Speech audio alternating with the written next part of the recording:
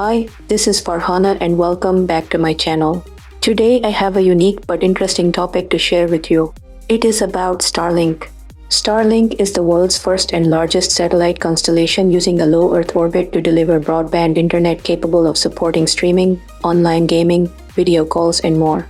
It is the satellite network developed by the private spaceflight company Spacex, owned by Elon Musk to provide low-cost internet to remote locations. The first Starlink satellites were launched on SpaceX's Falcon 9 rocket in May 2019.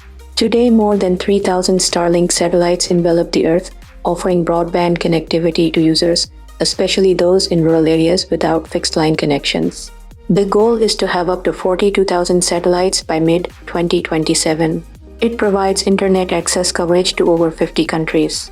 It also aims for global mobile phone service after 2023. Starlink is now operational in Nigeria from 2023, become the first country to experience its services in Africa. The current version of each Starlink satellite weighs approximately 573 pounds, 260 kilograms. As of November 2022, there are 3,271 Starlink satellites in orbit, of which 3,236 are operational. Musk said that SpaceX had manufactured more than 1 million Starlink user terminals, which connect to the company's satellites in orbit. Now, the company has hit another milestone, gaining 1 million active users. Although users have skyrocketed, Starlink's download speeds have slowed, according to an analysis by network intelligence company Ookla.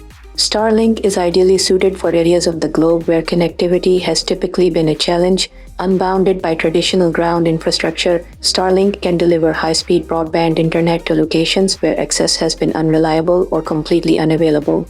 Why go with satellite service anyway? Isn't fiber faster? Fiber, or internet delivered via ground-laid fiber optic cable, offers upload and download speeds much faster than satellite internet, but, as companies like Google will tell you, there's nothing fast about deploying the infrastructure necessary to get fiber to people's homes. That's not to say that there's anything simple about shooting satellites into space, but with fewer sharp-elbowed competitors and with a lot less red tape to cut through, there's every reason to believe that services like Starlink will reach the bulk of underserved communities long before fiber ever will. Recent forecasts also suggest that Starlink could ultimately double as a dedicated phone service, too. To find out when you can see a Starlink satellite near you, check out the Starlink Locator website that details when and where to look for your next Starlink viewing opportunity.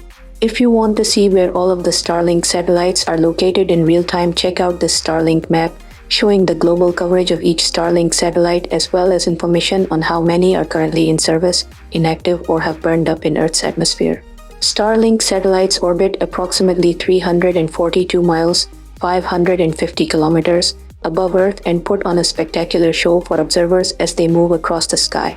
This show is not welcomed by all and can significantly hinder both optical and radio astronomical observations. You don't need any special equipment to see Starlink satellites as they are visible to the unaided eye.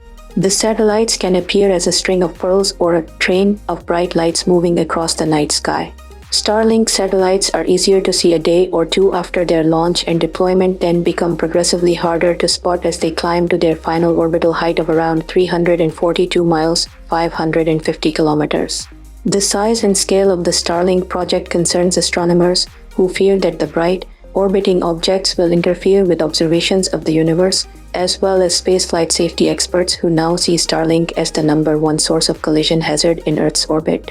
In addition to that, some scientists worry that the amount of metal that will be burning up in Earth's atmosphere as old satellites are deorbited could trigger unpredictable changes to the planet's climate. Thank you for watching. Please leave a like if you have learned something new today.